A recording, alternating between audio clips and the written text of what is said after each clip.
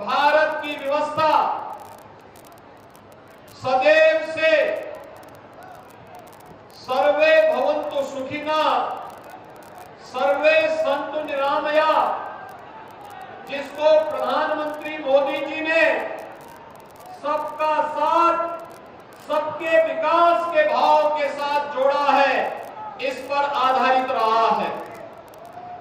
आप याद करिए, कौन सा ऐसा कालखंड था जब आज के हमारे अनुसूचित जाति में कहे जाने वाले बंधुओं ने, महापुरुषों ने समाज का मार्गदर्शन न किया हो।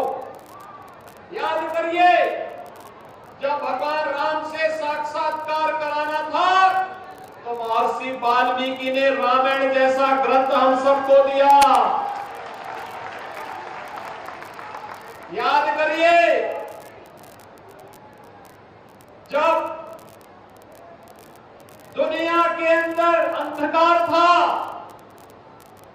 तब इस बात का उद्घोष करने वाले कि धर्म, अर्थ, काम और मोक्ष, इन चारों मानवीय पुरुषार्थों से जुड़ा हुआ जो कुछ भी है वह मेरे इस ग्रंथ में है। जो इस ग्रंथ में नहीं वह अन्यत्र कहीं नहीं। भगवान वेद व्यास ने इसी तरह से उद्घोष किया था, महाभारत जैसा महाकाव्य रच करके। और याद करिए, मध्यकाल में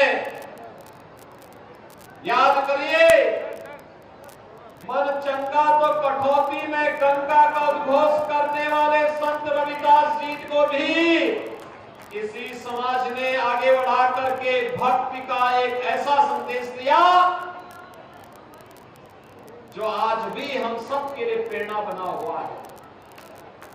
देश आजाद होना था, आजाद भारत में कैसी व्यवस्था चाहिए, एक संविधान के निर्माण की आवश्यकता थी।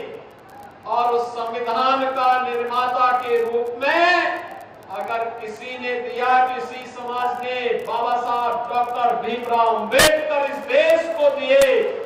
और बाबा साहब भीमराव अंबेडकर की प्रेरणा से एक ऐसा संविधान बना जो आज 142 करोड़ लोगों को एकता के सूत्र में जोड़ करके उत्तर से दक्षिण तक, पूरब से पश्चिम तक जोड़ने का कार्य कर रहा है। और भाइयों बहनों, बाबा साहब भीमराव अंबेडकर को सही मायने में अगर किसी ने सम्मान दिया है, वह सम्मान दिया है आज के देश के यशस्वी प्रधानमंत्री श्री नरेंद्र मोदी जी ने। बाबा साहब भीमराव अंबेडकर से जुड़े हुए पंच तीर्थों की स्थापना प्रधानमंत्री मोदी जी ने किया। उनकी जन्मभूमि मऊ मध्य प्रदेश में, दिल्ली में जहां रह करके उन्होंने अपना सार्वजनिक जीवन व्यतीत किया था, वहां पर स्मारक बना करके, इंग्लैंड में रह करके उस भवन को क्रय करके अनुसूचित जाति के नौजवानों को इंग्लैंड में, विदेश में पढ़ाई करने के लिए वहां स्मारक और लाइब्रेरी और वहां पर छात्रावास बनाने का कार्य प्रधानमंत्री मोदी जी ने किया। उनकी दीक्षा भूमि नागपुर में और चैत्य भूमि मुंबई को भी स्मारक के रूप में भव्य स्वरूप देने का कार्य अगर किसी ने किया है, ये प्रधानमंत्री मोदी जी ने किया। तो दिल्ली में डॉक्टर भीमराव अंबेडकर अंतर्राष्ट्रीय केंद्र का निर्माण भी प्रधानमंत्री मोदी जी की प्रेरणा से संपन्न हो पाया है। और प्रधानमंत्री मोदी जी की प्रेरणा से उत्तर प्रदेश के लखनऊ में हमारी सरकार भी डॉक्टर भीमराव अंबेडकर अंतर्राष्ट्रीय केंद्र की स्थापना कर रही है, जहां पे अनुसूचित जाति जनजाति के नौजवानों को उच्च शिक्षा के लिए और प्रतियोगी परीक्षाओं के लिए स्कॉलरशिप की एक व्यवस्था और उच्च अध्ययन करने के लिए एक व्यवस्था का कार्य हम लोग करने जा रहे हैं। अंतिम चरणों में कार्य चल रहा है और लखनऊ में कार्य बहुत शीघ्र आगे बढ़ने वाला है। भाइयों बहनों, असीम अरुण जी ठीक ही बोल रहे थे कि हंसी आती है हमें उन लोगों पर जिन लोगों ने अनुसूचित जाति के लोगों को सर्वाधिक अत्याचार किया और उनका शोषण किया। जब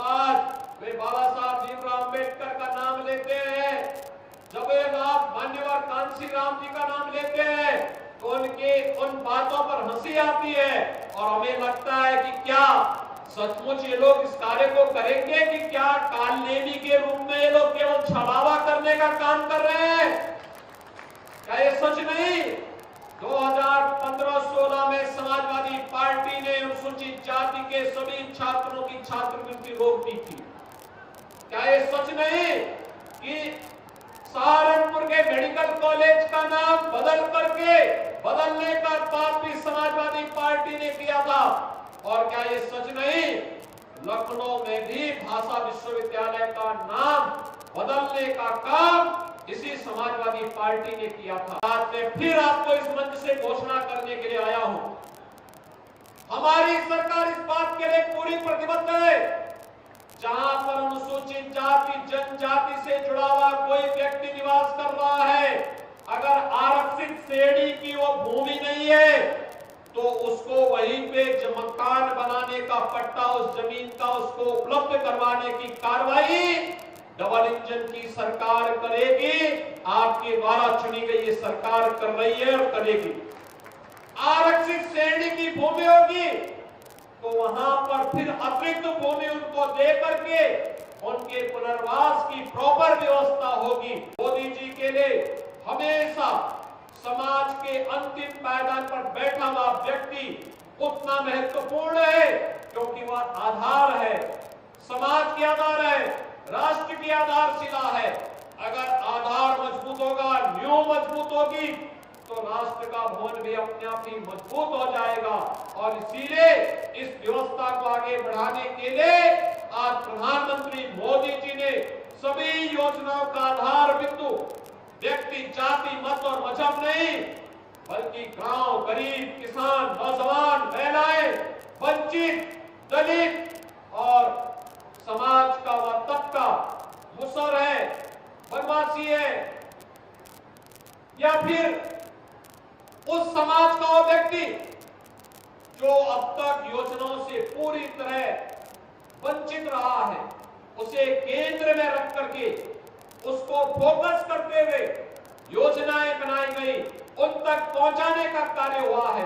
आज उन्हें शासन की योजनाओं में हक मिल रहा है, आज उन्हें सम्मान मिल रहा है, आज वे व्यवस्था का हिस्सा बन रहे हैं, आज उन्हें समाज में सम्मानजनक ढंग से आगे बढ़ने का कार्य किया जा रहा है।